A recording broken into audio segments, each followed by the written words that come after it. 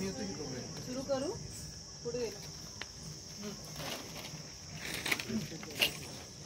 आहे नाही येतच आहे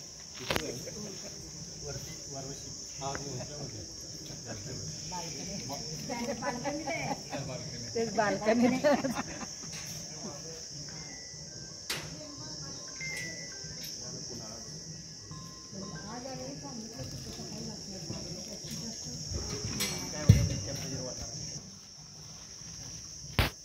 श्रीरामाचं चरित्र ऐकण्यासाठी आपण इथं सज्ज झालो आहोत आणि आतुरही झालो आहोत।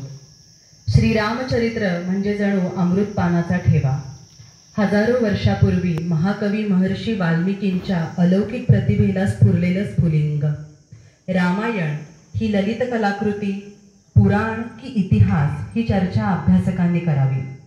सर्वसामान्य भारतीय मनाला मात्र ओढ आहे ती रामकथेची।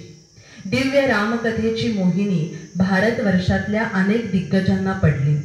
मराठीत गदिमा नावाच्या सरस्वती पुत्रानं तिचा ध्यास घेतला आणि अत्यंत रसाळपणे 56 गीतांच्या माध्यमातून रामकथा मराठीत आणली। आपल्या हिंदू धर्माच्या तत्वज्ञानाप्रमाणे या संपूर्ण सृष्टीत सर्वत्र चैतन्य भरून राहिलेले आहे। त्याचंच नाव परमेश्वर। जे जे उत्तम, उदात्त, उन्नत ते म्हणजे परमेश्वराचे रूप। आणि श्रीराम हा तर पुरुषोत्तम, मर्यादा पुरुषोत्तम। साहजिकच सर्वव्यापी चैतन्याचं सगुण रूप म्हणजे श्रीराम। रसिक हो, या ठिकाणीही तेच चैतन्य, तोच परमेश्वरी अंश भरून राहिला आहे आणि त्याच न्यायानं इथं सादर होणारी रामकथा साक्षात श्रीराम सुद्धा ऐकणार आहेत। कथेला आरंभ झालाय। नगरी अतिशय नेटकी, इथली प्रजा सुखी आणि प्रसन्न। राजा दशरथ प्रजाहित दक्ष, राण्या प्रजेची अपत्याप्रमाणे काळजी वाहणाऱ्या, पण त्यांच्या स्वतःच्या पोटी मात्र अपत्य नसल्यानं दुःखी। कल्पतरूला फूल नसे की वसंत सरला तरी असा प्रश्न पडून विवल होणाऱ्या, वेलीवरची फुले पाहून वेलीची असूया वाटणाऱ्या। शेवटी राजा दशरथानं पुत्रकामेष्ठी यज्ञ करायचं ठरवलं। यज्ञ केला, यज्ञ पूर्ण झाला आणि साक्षात यज्ञ पुरुष पायस घेऊन वेदीतून अवतीर्ण झाला। घे हे पायसदान असं म्हणून पुढे त्या यज्ञ पुरुषानं सांगितलं, दे राण्यांना खीर आतली आणि या कृपाप्रसादानं त्यांच्या पोटी जन्मा येतील योद्धे 4 महान असा आशीर्वाद दिला। रसिक हो, यज्ञ पुरुषाचं वचन ते सत्यात अवतरलं। कौसल्या, सुमित्रा आणि कैकेयी यांनी तो प्रसाद भक्षण केला आणि यथावकाश बाळराजांच्या आगमनाची चाहूल लागली। सगळीकडं कौतुकाला उधाण आलं। डोहाळे पुरवले जाऊ लागले, डोहाळ जेवण होऊ लागली। सगळ्या नगरीत औत्सुक्य दाटलं। कोकिळ सुद्धा पूजन करीत होती, चौकशी करीत होती। झाडाझुडपांना नवीन पालवी फुटली होती आणि अशात तो दिवस उगवला।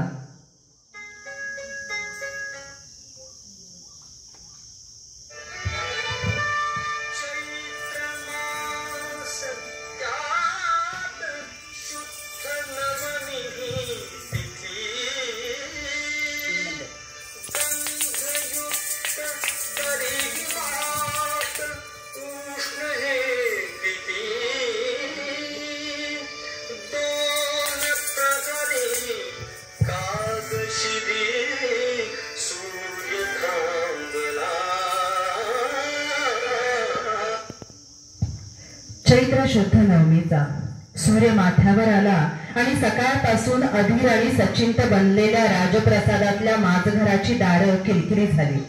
बाहेर सदरेवरच्या मंडळीकडे बघत बघत सुवर्णीकडून आलेल्या दूतांनी संकेत पोचवले आणि सर्वत्र एकच सुवार्ता पसरली, शुभ वार्ता पसरली।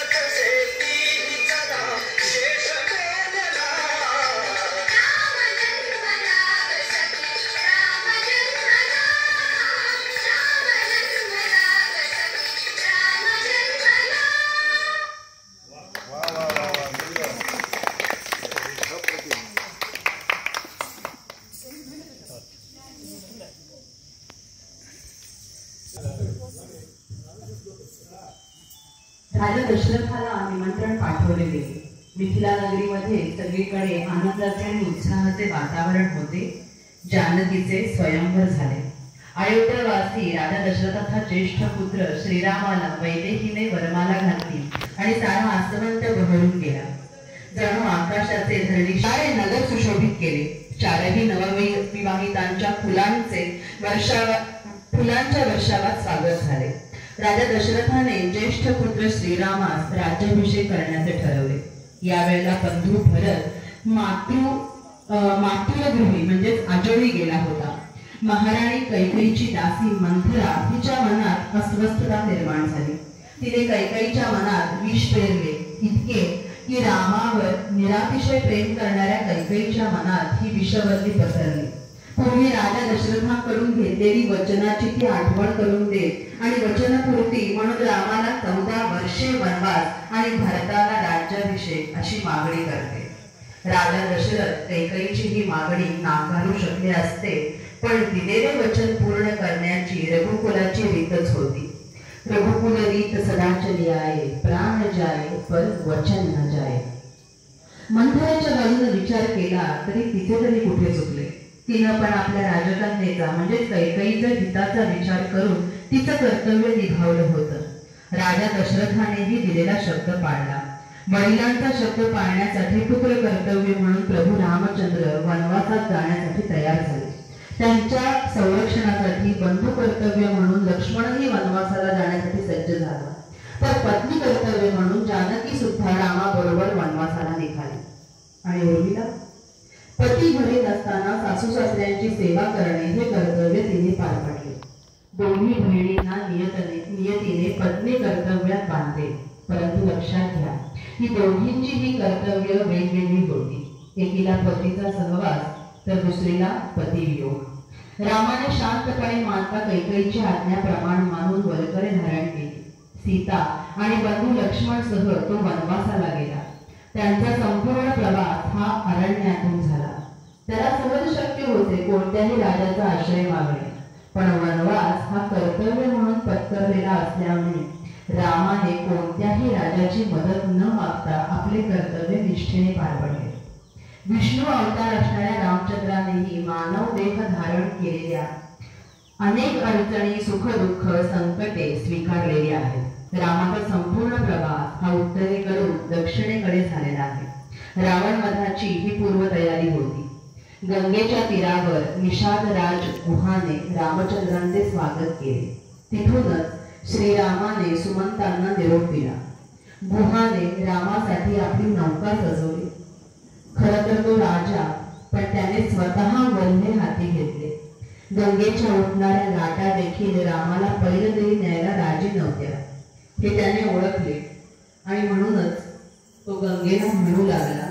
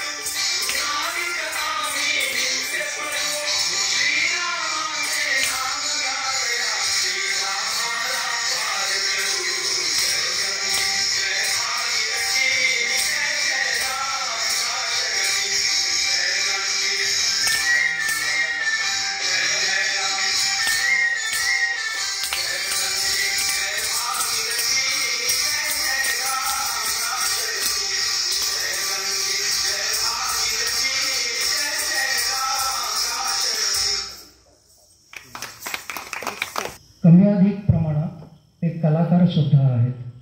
फक्त काही जण ती कला प्रेझेंट करतात, काही जण ती स्वतःपुरती मर्यादित ठेवतात, एवढाच त्यातला फरक आहे. चित्रकथी हे नाव एवढ्यासाठी दिलेलं आहे की कुठल्याही कथानं हे चित्रातून जर उलगडलं गेलं तर ते जास्त प्रभावीपणानं आपल्यापर्यंत लवकरात लवकर पोहोचतं. आपल्यासमोर 2 कलाकार आहेत. एक प्रत्यक्ष चित्र काढतायत आणि एकांचं अर्ध एक काढून झालेलं आहे. दोघांची पहिल्यांदा मी ओळख करून देतो. आत्ता जे चित्र काढतायत ते व्यवसायानं बिल्डर आहेत. नरेंद्र गोखले. सांगलीमध्ये त्यांचा बिल्डिंग बांधकामाचा व्यवसाय आहे. पण ते बऱ्याच पद्धतीनं वेगवेगळ्या पद्धतीनं काही कला जपत असतात. तसेच दुसरे माझे मित्र गुरु खिलारे, त्यांचं स्वतःचं दुकान आहे हार्बर रोडला. आणि आत्ता तुमच्यासमोर कागदावरती जे लाईन ड्रॉइंग काढलेलं आहे ते त्यांनी काढलेलं आहे. पु ल देशपांडेंचं एक वाक्य आहे की कला आपल्याला जगण्यासाठी पुरेशी आहे, पण तीच कला आपण का जगतोय हे आपल्याला सांगत असते. त्यामुळं मगाशी जो मी उल्लेख केला की काही जण कला प्रेझेंट करतात आणि काही जण आपल्यापुरती मर्यादित ठेवतात, तर हे दोघंही प्रेझेंटेशन फारसं करत नाहीत. या दोघांशीही कार्यक्रम ठरवताना जेव्हा मी बोललो त्यावेळेला आम्हाला बोलता काही येत नाही, आमचे हात चालू राहतील, तुला काय बोलायचं ते बोल, असंच दोघांच्याकडनं सांगितलं गेलं. पण थोडंसं या दोन्ही कलाकारांच्या बाबतीमध्ये किंवा त्यांची जी कला आत्ता आपल्यासमोर सादर होते आहे त्या बाबतीमध्ये आपल्या मनामध्ये क्युरिओसिटी असते, हे नक्की काय चाललं आहे. पण इथं आत्ता जे चित्र काढणं सुरू आहे लाईन ड्रॉइंगच्या माध्यमातून, ते व्यंगचित्र आहे. एखाद्या व्यक्तिरेखेचं व्यंगचित्र काढणं म्हणजे R.K. लक्ष्मणांची वृत्तपत्रामध्ये आलेली बरीचशी चित्रं आपण पाहिलेली असतात. अलीकडल्या काळामध्ये राज ठाकरे हे अशाच पद्धतीने चित्र काढतात, बाळासाहेब ठाकरे अशाच पद्धतीने चित्र काढायचे. तर ही चित्र काढल्यानंतर जो काही आशय आहे तो आपल्यापर्यंत काहीही न बोलता परफेक्टली पोचत असतो. त्यामुळं चित्रकाराला भोवतालचं जे काही चाललेल्या घडामोडी आहेत त्याचंही ज्ञान असणं आवश्यक आहे, त्याचं वाचन असणं आवश्यक आहे, अवांतर वाचनही असणं आवश्यक आहे आणि त्याचा बरोबरीने हातही चालणं आवश्यक आहे. म्हणजे मेंदू आणि हात हे सायमल्टेनियसली काम करतात. मगाशी रामाचं चित्र एक त्यानं काढलं, तो डान्स सुरू असताना त्यानं काढलं. त्याच्या आधी इथंच कोणीतरी बसलेलं होतं, त्यांचंही चित्र त्यानं काढलं. मीच बसलेलो होतो पलीकडं, त्याच्या आधी त्यानं गणपतीचं चित्र काढलं. हे सगळं आत्ता कॅमल कलरनं पेंटिंग त्यानं केलेलं आहे ब्रशच्या माध्यमातून. मला गुरुला पहिला प्रश्न विचारायचा आहे की मुळात या कलेकडं तू वळलास कसा?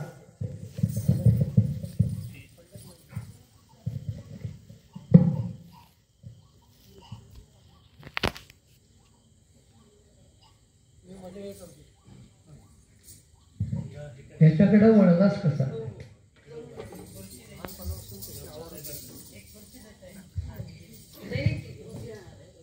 लहानपणापासून आवड होती चित्र काढायची. मग पेन्सिलने काढायचो किंवा पेन नंतर काढायला लागलो.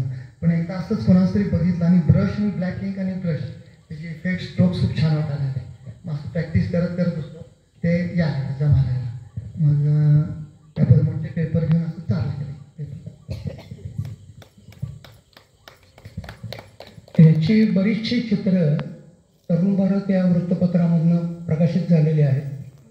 परवाच मी त्याच्याशी बोलताना त्यानं मला सांगितलं की मी आता राजकीय चित्र काढायचं बंद केलेलं आहे, कारण आता आचारसंहिता सुरू आहे, त्याचा इफेक्ट येऊ नये आपल्यापर्यंत. तर माणूस किती सेफ गेम खेळत असतो बघा. काय घाबरायचं कारण नाही आहे. तुम्ही चित्रातून तुम्ही चित्र काढता आहात, त्याच्यातून तुम्हाला आशय जो आहे तुमच्या मनातला तो तुम्ही समाजासमोर फक्त व्यक्त करत आहात. त्याच्यात काही खालती स्लोगन दिलेलं नाही, काही नाही आहे, काही नाही आहे. त्यामुळं जर माणसं आता यूट्यूबच्या माध्यमातून तुमच्याशी बोलतात तर काढायला काय हरकत नाही आहे. म्हणजे व्यंगचित्र काढत असताना काही मनामध्ये ज्या कल्पना म्हणजे राजकीय असतील, सामाजिक असतील, एखाद्या अपघात झालेल्या सुद्धा घटनेवरती चित्र आपण काढू शकतो. आत्ता तो ब्रशने चित्र काढतोय. मध्ये एक रोटरी क्लबवरती मी त्याची मुलाखत घेतलेली होती. तेव्हा जो मी प्रश्न त्याला विचारलेला होता की जो आपल्या सगळ्यांना पडतो, ब्रशने चित्र चांगलं येतं, पेन्सिलने येतं, स्केच पेनने येतं, काय कुठल्या माध्यमामध्ये मी फॉर्मॅटमध्ये जर काढलं तर ते आकर्षित होईल. किंबहुना एकाच कलाकारानं या तिन्ही फॉर्मॅटचा वापर करून कधी चित्र काढण्याचा प्रयत्न केला आहे का?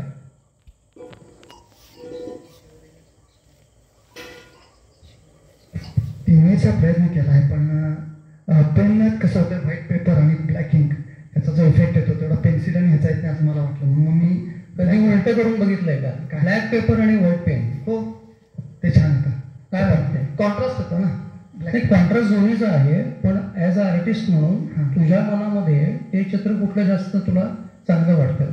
व्हाईट पेपरवरती ब्लॅक का ब्लॅक पेपरवरती व्हाईट? व्हाईटवर ब्लॅक अँड व्हाईट जमाना होता पूर्वी. फोटो सुद्धा जर आपण बघितले तर ब्लॅक व्हाईटची जी क्वालिटी आहे ती आत्ताच्या कलर फोटोला नाही. पेनचे स्ट्रोक, सिस्पेनचे स्ट्रोक आणि ब्रशचे स्ट्रोक ह्याच्यात खूप फरक आहे. सिस्पेन एका लेवलमध्ये उठती, स्केच पेन एका लेवलमध्ये उठतं. कदाचित शाईचा फ्लो कमी जास्त झाला तरच ते कमी जास्त होतं.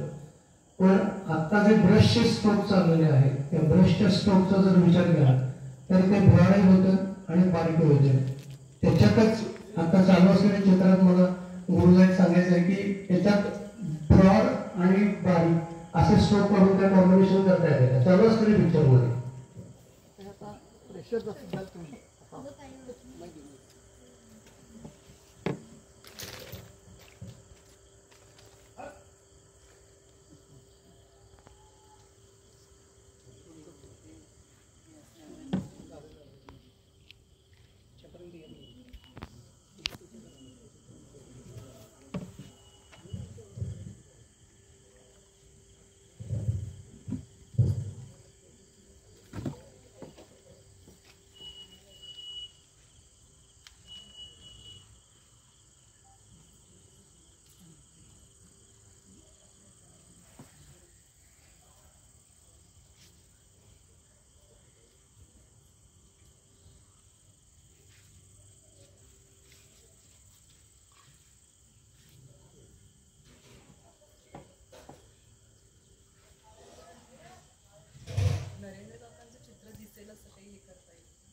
त्याला आधी काढायचं.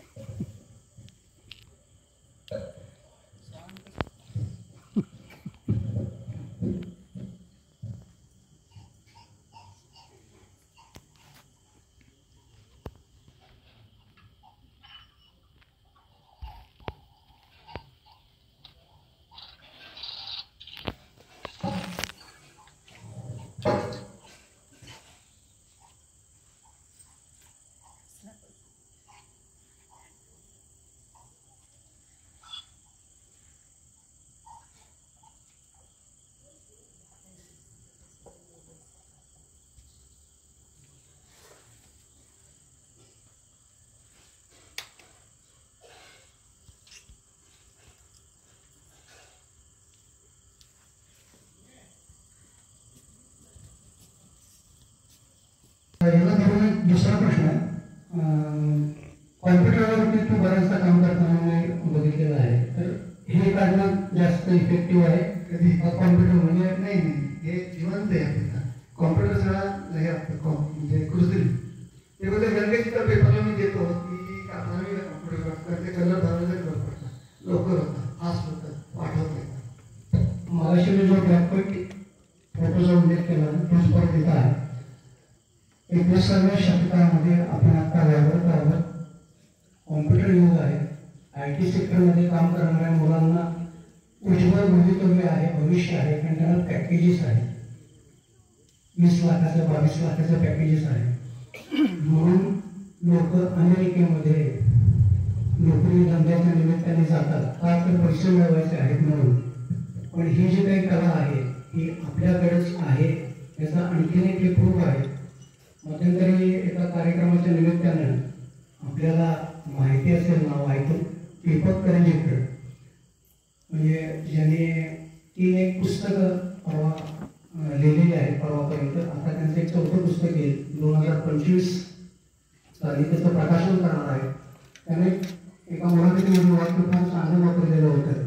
IT सेक्टरमध्ये काम करणं म्हणजे दुसऱ्याच्या नळाखाली बसून आंघोळ केल्यासारखं आहे. वरनं नळ केव्हा बंद होईल तेव्हा तुम्ही आंदोलन अवस्थेत उठायचं आहे. आज ही परिस्थिती अमेरिकेमध्ये काम करणाऱ्या आपल्याच मुलांच्या वरती आलेली आहे. खूप कंपन्यांमधनं नोकर कपात केलेली आहे. मग त्यांना प्रश्न पडतो की आता पुढं काय. पण एक स्टेप कुठंतरी घेऊन तुम्ही गेलेले असल्यामुळं परत माघारीची संधी नाहीये आणि तुमच्या हातात काही कला नाहीये. मग अशा वेळेला करायचं काय, तर हे होऊ नये म्हणून प्रत्येकाजवळ जे काही ते त्यांनी खरंच डेव्हलप करणं अत्यंत गरजेचं आहे.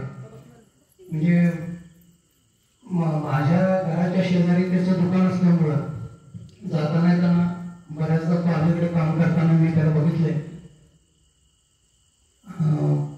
माझ्या अंदाजाप्रमाणे 2 वर्षांपूर्वी तो त्याच्या दुकानात आतल्या खोलीमध्ये चित्र काढायचा. मग त्याला मागे लागून कल्याणी आहे आता समोर, तिच्या विद्यार्थिनीने डान्स केला. त्याच्याकडेही हेच होतं, डान्स म्हणून काही ह्याच्यातलं करिअर होणार आहे का. होऊ शकतं. आज त्याच्याकडे 60 विद्यार्थिनी शिकतायत, ती शिकवते आहे. हे तितकंच महत्त्वाचं आहे. जे आपल्याला येते ते दुसऱ्यांना शिकवणं हे अत्यंत गरजेचं आहे. पलीकडं नरेंद्र गरणे बसलाय, त्याचं काम चालू आहे. पण त्यानं ते आपल्या समोर चित्र घेतलंय. मगाशी इथं जो सूर्यास्त होत होता त्यावेळेला त्यानं इथं पलीकडे बसून त्याचा फोटो काढला आणि इमॅजिननं आत्ता तो पिक्चर काढतो पण त्याच्या समोर मॉडेल नाही. ते जे काही आहे ते मोबाईलवरती त्यांना पिक्चर स्नॅप घेतलेला आहे आणि त्याच्यावरती त्याचे चित्र काढले. मला नरेंद्रला विचारायचं आहे की तू या कलेकडे कसा आवडलास. जरा मी इथं फोकस झाला होतो त्यामुळे मी बोलू शकत होतो. एक थोड्या वेळाने मी बोलू चालेल. हा प्लीज.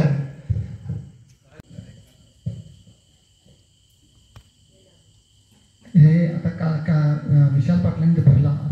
तर माझ्या मनात प्रश्न आला की ज्या काय पक्षाची ते हे करतात उमेदवारी मागत होते त्यांनी दिली नाही म्हणून कार्यकर्त्यांच्या प्रेमापोटी त्यांनी केली. पण ते कितपत योग्य अयोग्य ते त्यांच्या पक्षाने ठरवायचं.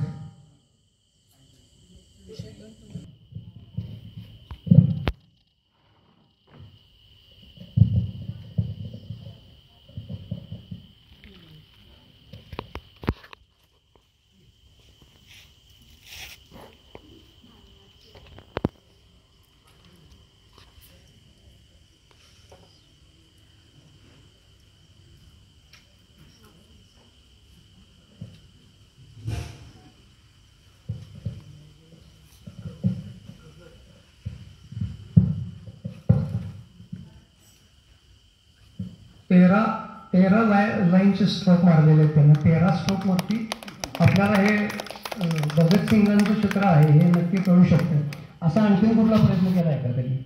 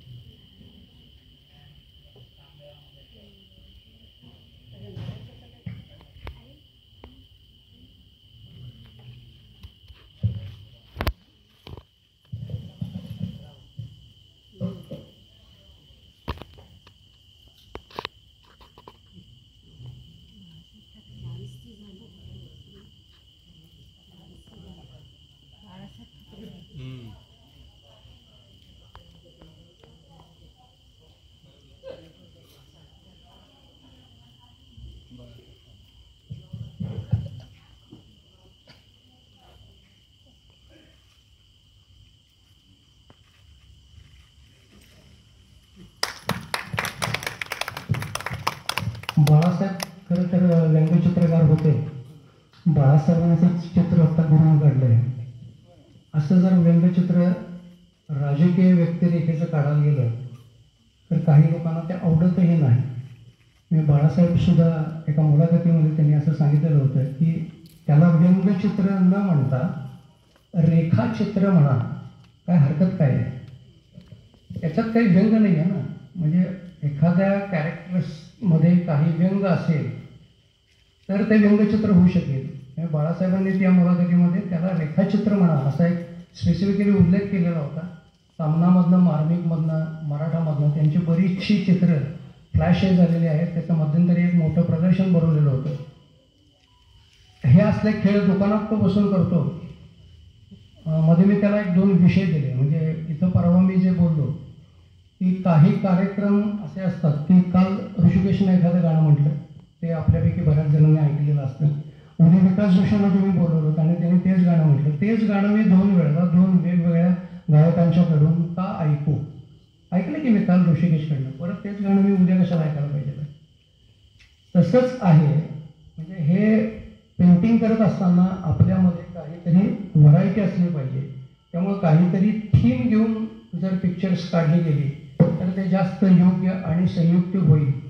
उदाहरणार्थ परवा रामनवमी, रामाच्या अयोध्येतल्या मूर्तीच्या प्रतिष्ठापनेच्या निमित्तानं जो काही भारतामध्ये माहोल तयार झालेला होता, त्याचा विषय डोक्यात घेऊन रामायणावरती काही चित्रकारी तुला करता येईल का असं मी त्याला बोललो. त्याच्यावरती त्यानं जवळपास 45 पिक्चर्स काढलेले आहेत. म्हणजे मी त्याला आता असं मागं लागलो की थोडंसं आपणच कुठेतरी फ्लॅश करत गेल्याशिवाय आपल्याला कोणी विचारायला येणार नाही, कारण आपण सांगलीमध्ये राहतो. म्हणून काढायचं नाही असं नाही आहे. ते कोणाचं आहे गेस? शरद पवार किंवा लालू प्रसाद. शरद पवार. म्हणजे हे रेखाचित्र तो काढतोय. तसंच सोलापूरचा दीपक देशपांडे जो आहे तो बऱ्याचशा व्यक्तिरेखेंच्या आवाजाच्या नकला करतो. यूट्यूबवरती त्याचे बरेच व्हिडिओ आहेत. हास्य सम्राट म्हणून त्याला मध्यंतरी पुरस्कारही मिळालेला होता. त्याला एकदा मुलाखतीमध्ये असा प्रश्न विचारलेला होता की तू ज्या व्यक्तिरेखेचा आवाज विडंबनात्मक काढून काही त्यावेळच्या प्रसंगानुसार बोलत असतोस, तर त्या व्यक्तिरेखेच्या समोर कधी हे करण्याचा प्रसंग तुला आला आहे का? त्यांनी सांगितलं, मी बहुतेक सगळ्यांच्या समोर हे कार्यक्रम केलेले आहेत आणि त्यांनी हे ते तितक्याच कला म्हणून ते स्वीकारलेले आहेत. म्हणजे शरद पवारांच्या समोर शरद पवारांच्या आवाजामध्ये त्यानं कार्यक्रम प्रेझेंट केला. विलासराव देशमुखांच्या समोर विलासराव देशमुखांचा आवाज काढून त्यानं कार्यक्रम प्रेझेंट केला. तसं मला गुरुला विचारायचं आहे की कुठल्या वेल नोन व्यंगचित्रकारासमोर तू अशा पद्धतीनं कधी चित्र काढलीस का? ह्याच्या पूर्वी काढण्याची कल्पना आहे का मनामध्ये? पुन्हा विलास काका बऱ्याचदा सांगतात तसंच आहे, आपण प्रत्येक वेळेला काहीतरी मोठी स्वप्न बघितली पाहिजेत. अन्यथा आपण खूप आपल्या पुरतं किंवा आपल्या गावापुरतेच मर्यादित राहतो. म्हणजे आत्ता रामनवमीचा उत्सव चालू आहे. परवा एक गाण्याच्या कार्यक्रमामध्ये मी एक किस्सा सांगितलेला होता. आता एक दुसरा किस्सा सांगतो. अश्विनी कविश्वर टाटा कन्सल्टिंगकडनं त्यांना चीफ एक्झिक्युटिव्ह इंजिनियर म्हणून त्यांची नियुक्ती अयोध्येच्या राम मंदिरावरती झालेली होती. बांधकाम त्यांच्या देखरेखीखाली झालेलं आहे. म्हणजे ते इंजिनियर म्हणून तिथं असल्यामुळं. तर त्यांनी मध्यंतरी नगर वाचनालयामध्ये मुलाखतीच्या दरम्यान एक किस्सा सांगितलेला होता. आपल्या सगळ्यांना जर माहिती असेल किंवा आठवत असेल तर आत्ता जे राम मंदिर उभं राहिलेलं आहे ते दुसरं डिझाईन आहे. ह्याच्या पूर्वीचं जे डिझाईन होतं ते जुन्या फोटोमध्ये आहे. मी त्यांना प्रश्न विचारला त्यांच्या व्याख्यानाच्या दरम्यान की मला, कारण मी थर्मोकोलची मॉडेल्स बरीच केलेली असल्यामुळं राम मंदिर जे पहिलं डिझाईन केलेलं होतं त्याचे मी 4 वेळा मॉडेल केले. म्हणजे 30-32 फूट लांब आणि 16 फूट रुंद आणि 9 फूट उंच थर्मोकोलमध्ये मी मॉडेल अशी 3-4 वेळा केलेली आहे.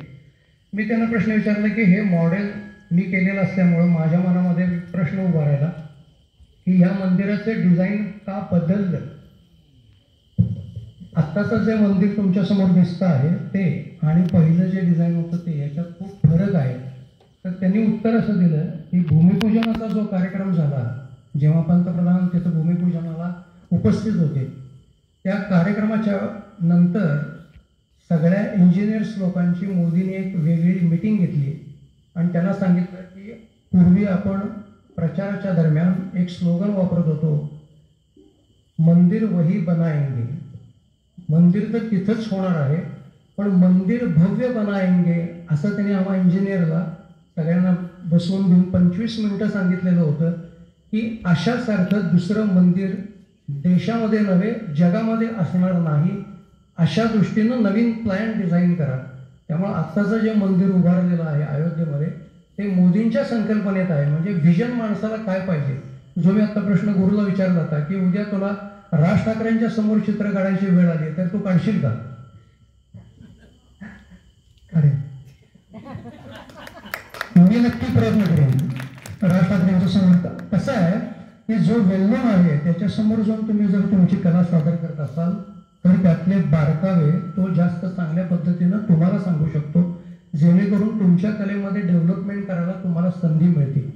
आपण आपल्यापुरतंच काढतोय, माझे 4 पेपरला फ्लॅश झालेले आहेत चित्र, ठीक आहे. मग म्हणजे नाटकाच्या भाषेत बोलतात तसंच आहे. मी 4-5 नाटकं केली, मला 2 बक्षिसं मिळाली, मला कुठंतरी काम केल्याच्या बद्दलचे पुरस्कार मिळाले, बस झालं, माझं आयुष्याची इतिकर्तव्यता झाली. असं असतं का म्हणे, आपली भूक ही जेवढी मोठी असेल तेवढं आपण लार्ज स्केलवरती काम करू शकतो. आता दुसऱ्या पोजवरती तो चित्र काढतोय, त्याच्या डोक्यात तेवढंच आहे. मी मगाशी त्याला थांबवलं की कर्टन ओपन झाल्याशिवाय तुम्ही तुमची कला प्रेझेंट करायची नाही, हे मी त्याला एक वाक्य वापरलं. त्याचं कारण पब्लिकसाठी जेव्हा कार्यक्रम असतो त्यावेळेला तुम्ही त्याच वेळेला तुमचं प्रेझेंटेशन द्यायचं आहे. म्हणजे जे आता आपल्या सगळ्यांनी जर बघितलं असेल, IPLच्या मॅचेस चालू आहेत आत्ता. आपल्या भारतीय संघामध्ये खेळणाऱ्या खूपशा प्लेयर्सनी T20 सामन्यामध्ये सेंचुरी मारलेल्या आहेत. आत्ता 5 का 6 प्लेयर्सनी सेंचुरी मारली. इतकी जर तुमच्याकडे कपॅसिटी आहे तर तुम्ही वर्ल्ड कप का हारलात, हा प्रश्न आपण कधी त्यांना विचारायचंच नाही. ते वर्ल्ड कप हारलाय, मग त्याचं खापर कोणावर तरी फोडायचं आणि मोकळं व्हायचं. तर तसं नाही होता कामा. आपण आपली कला प्रेझेंट करताना जेव्हा आपल्या हातात संधी आहे तेव्हा त्याचा 100% कलाविष्कार हा प्रेक्षकांच्या समोर केला पाहिजे.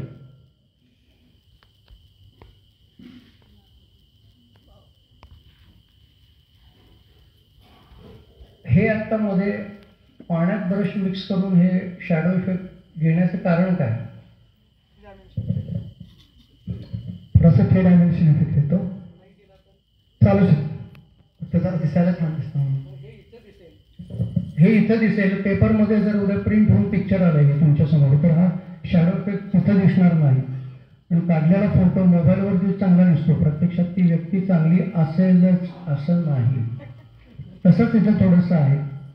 आणि जो मगाशी स्ट्रोकचा विषय चाललेला होता, स्केच पेन आणलेत का? स्केच पेन आणलेत का? ब्लॅक पेन आहे का?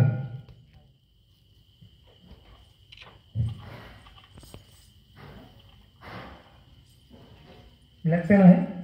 हां, कुठला दिला आहे का? हेच चित्र इथंच छोट्या आकारामध्ये फक्त पेन न काढा.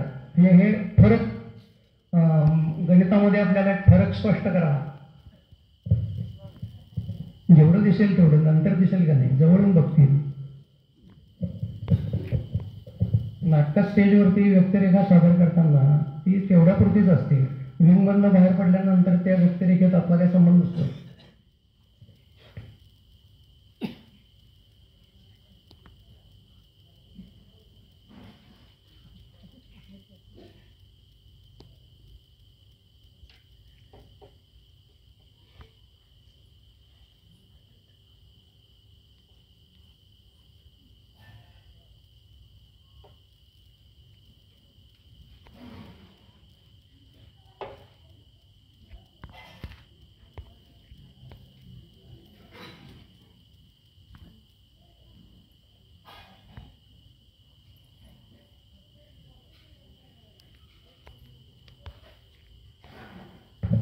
लांब बसणाऱ्यांना कदाचित दिसणार नाही, नंतर जवळून बघायला हरकत नाही. मुद्दाम त्याला तो आपल्याला फरक लक्षात यावा यासाठी मुद्दाम सांगितलं. आता याच्यामध्ये हा जो इफेक्ट आहे हा नाही देता येत आहे. स्पेनमध्ये केलं तर आणखीन वेगळं होऊ शकतं. म्हणजे कलाकार जरी तोच असला तरी आणि चित्र जरी तेच असलं तरी प्रत्येकामध्ये थोडा थोडा थोडा थोडा फरक होत जातो. आत्तापर्यंत हजारो चित्र तू अशा पद्धतीनं काढलेली आहेस, लहान असतील मोठी असतील. एखादं चित्र नाही बाबा हे आज सक्सेस झालं किंवा जमलं असं कधी झालंय का की जे तुला भावलंय? कुठलं चित्र? एक कृष्णाचं छान चित्र काढलं होतं, प्रश्न काढलं होतं एकांना दिलं मी. आणि एक हनुमानानं रामाला मिठी मारली असं एक चित्र होतं, ते त्या डॉक्टरांना मी गिफ्ट केलं. ते खूप छान जमलं होतं. असं 100 चित्र 100 सभा झालं एखादं छान जमतं, असं सगळे चांगले जमतं असं नाही. तुमच्यासमोर आता चित्र तो काढतोय, खूप फास्ट काढतोय. म्हणजे हार्डली एक अर्ध्या मिनिटाभरामध्ये त्याचं पिक्चर पूर्ण होतंय. मध्ये मी त्याला एकदा रोटरीच्या मुलाखतीत विचारलेलं होतं की आपल्या सगळ्यांना असं वाटतंय की 1 मिनिटामध्ये किती फास्ट आणि चांगलं चित्र तो काढतोय. याच्या पाठीमागं किमान 5 वर्षाची मेहनत आहे. म्हणजे हा कार्यक्रम ठरवल्यापासून तो गेले 15 दिवस माझ्या मागं आहे. कार्यक्रमाचं स्वरूप काय होणार आहे, तिथं मी नक्की काय काढायचं आहे. तो इथं त्याला घेऊन आल्यापासून अस्वस्थ होता. कलाकार हा सतत कुठंतरी नवीन काहीतरी करायला मिळेल, आपल्याला ते व्यवस्थित प्रेझेंट करता येईल का नाही याच मूडमध्ये असणं अत्यंत आवश्यक आहे. तरच ती कला तुमच्यापर्यंत नक्की पोचते. पण इथं जरी मिनिटभरात ते दिसत असलं तरी थोडक्यात त्याच्या पाठीमागं त्याचे असलेले कष्ट म्हणजे त्याची प्रॅक्टिस. म्हणजे लता मंगेशकरांच्या मुलाखतीमध्ये त्यांना एक प्रश्न विचारलेला होता की तुम्ही क्लासेस वगैरे घेता, गाणं तुम्ही गाता, तुमचे जाहीर प्रोग्राम होतात, तुम्ही रियाज किती वेळ करता? त्यांनी सांगितलं मी पहाटे 4:30-5:15 उठून 7 वाजेपर्यंत माझा रियाज करते. वयाच्या 17व्या वर्षापर्यंत लताबाई स्वतःसाठी हा रियाज करत होत्या. तेव्हा त्या एखादं गाणं चांगलं प्रेझेंट झालेलं तुम्हाला वाटेल, आवडेल असं गायला त्यांनी गायलेलं तुम्हाला वाटत होतं. असं स्वतःसाठी कलाकार जेव्हा काहीतरी करत असतो तेव्हाच त्याची कला मोठी होती किंवा मग अशा व्यक्ती भारतरत्न पुरस्कारापर्यंत पोहोचतात. अन्यथा मग ते इथे येऊन गातील, घरात गातील. म्हणजे खूप जण बाथरूम सिंगर पण असतात. परवा इथे एक कार्यक्रम झाला, त्यातले गाणाऱ्या ज्या होत्या गायिका त्यांनी मला दुसऱ्या दिवशी मेसेज टाकला की माझ्यात काही कमी होतं किंवा चुका होत्या ते जर मला सांगितलं तर मला पुढं त्याची दुरुस्ती करता येईल. म्हटलं मी गाणारा नाही, मी जर गाणारा असतो तर नक्की चुका सांगितल्या असत्या. म्हणून मी मगाशी गुरुला प्रश्न विचारलेला होता की त्यातला जो मास्टर आहे त्याच्यासमोर तुझी कला सादर करता जर आली तर आपण जास्त प्रयत्न करूया. आणि असेच कलाकार ते एकमेकाला नक्कीच दाद देतात.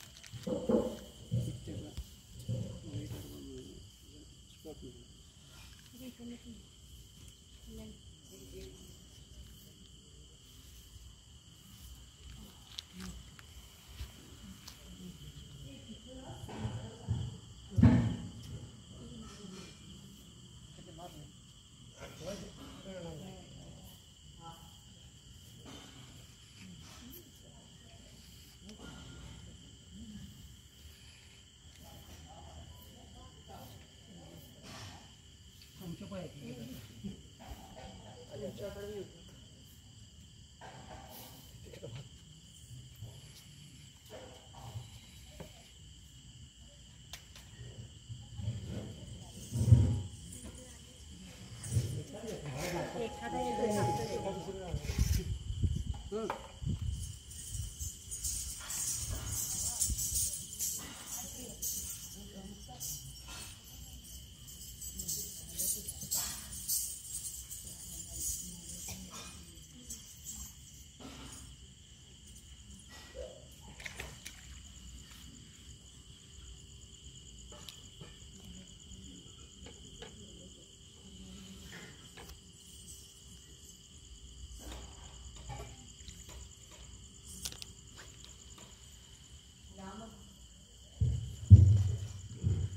रामभक्ती गुरुमहिमा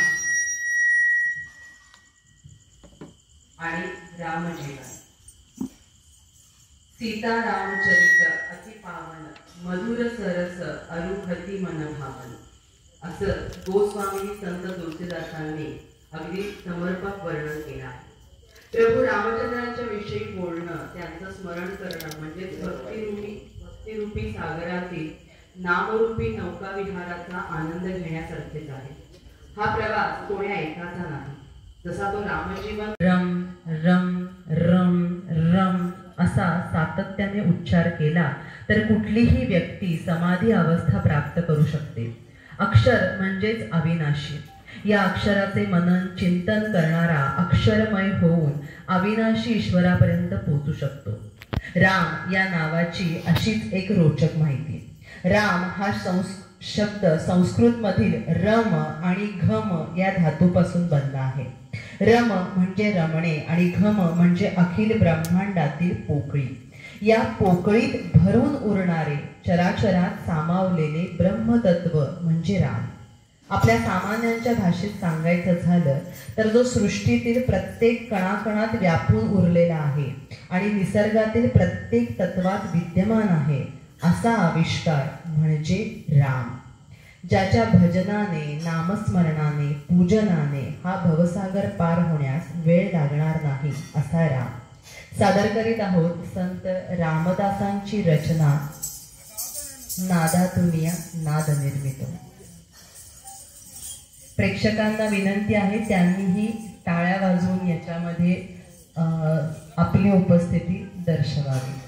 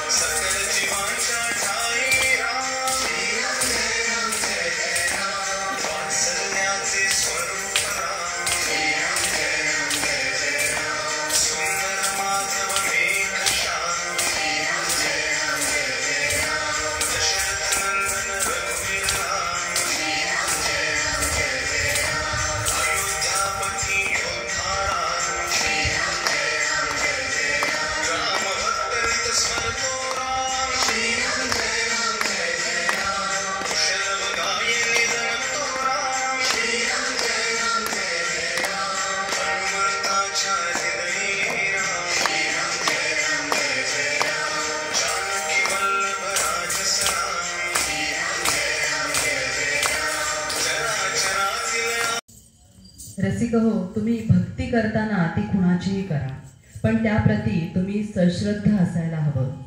भक्तीचा हा वारसा महाराष्ट्रातल्या सर्व भक्ती संप्रदायात सांगितलेला आहे.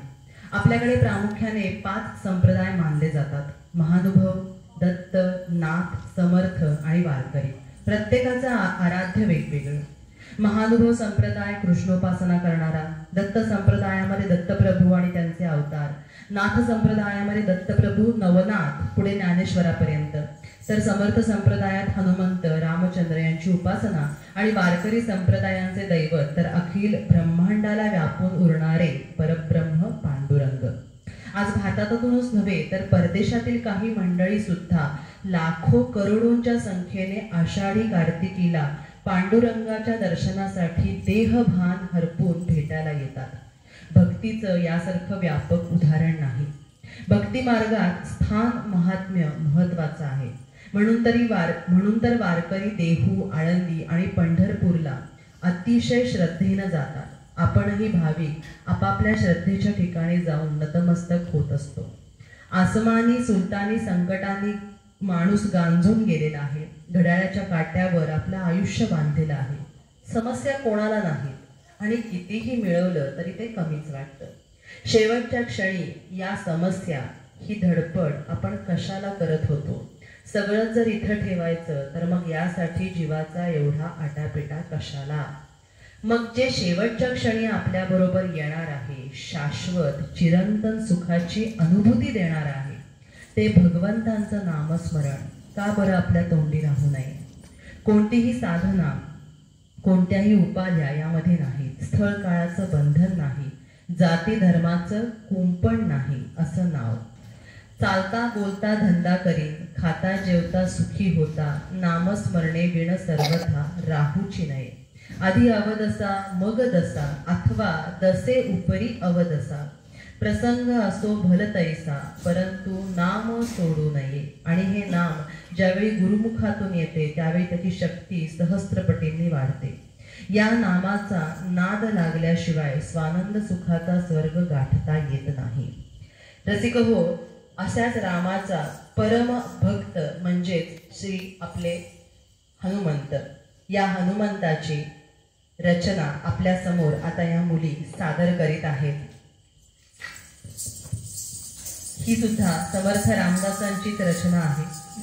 भीम अष्टक. आपल्याकडे अष्टपदी अष्टक याला खूप महत्व आहे. तर हे भीमाष्टक आपल्या समोर या मुली सादर करीत आहेत.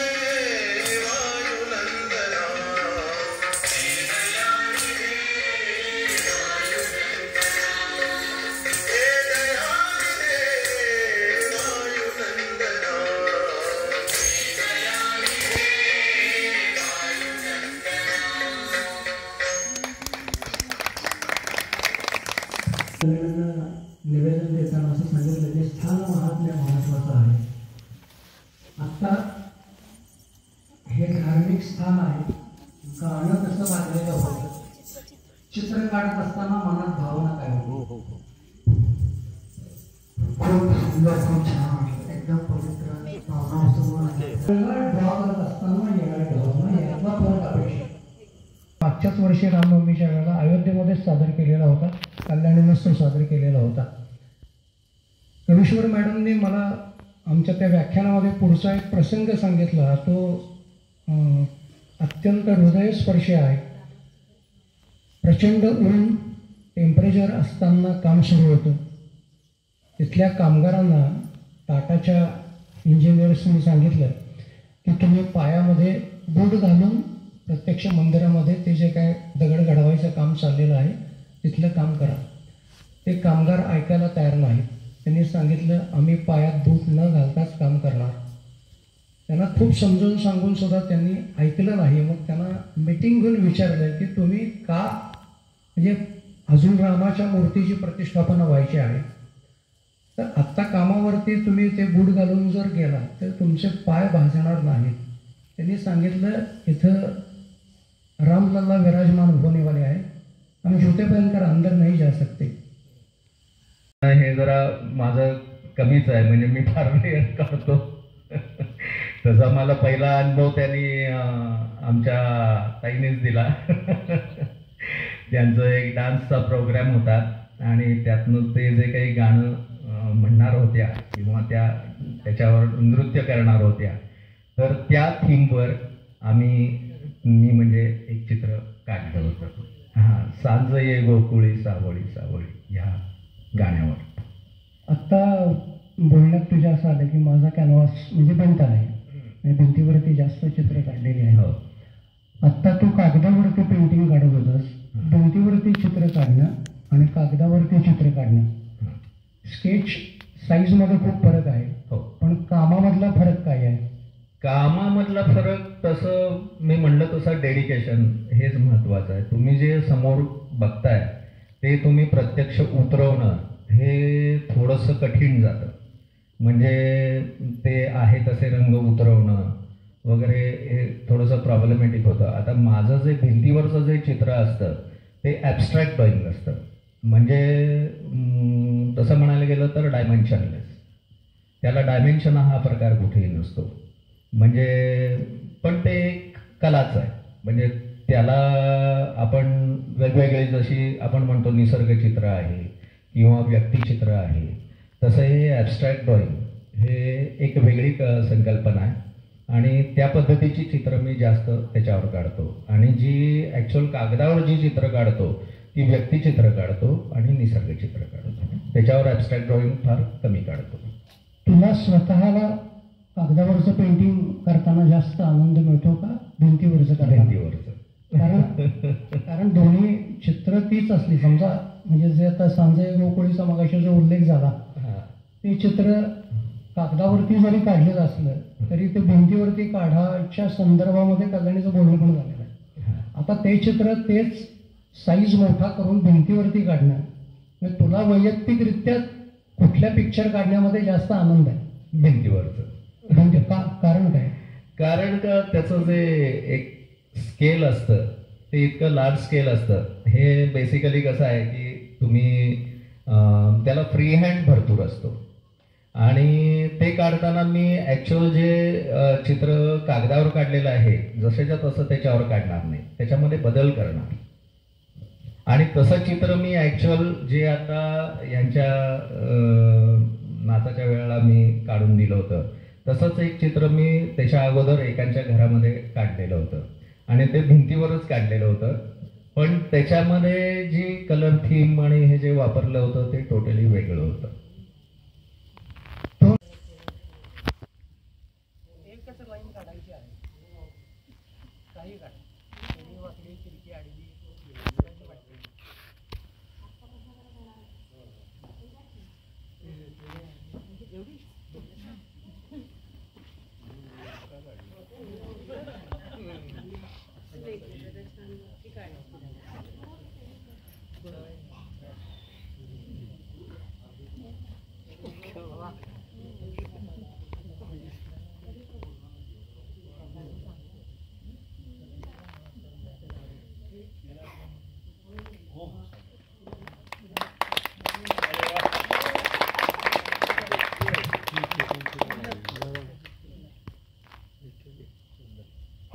करंदीकरांची एक कविता वाचनात आली ती या कार्यक्रमाच्या निमित्तानं संयुक्तिक आहे असं वाटतंय मला, म्हणून ती वाचतो. मला काही पाठ नाही आहे, मग आत्ता व्हॉट्सअपला एकाकडनं आलेली आहे आणि कार्यक्रम आपण संपूया.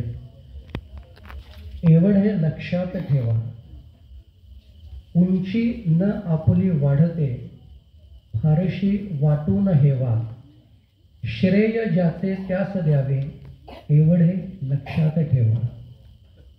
ती पूर्वजांची थोरवी, त्या पूर्वजांना गौरवी, ती न कामी आपुल्या, एवढे लक्षात ठेवा.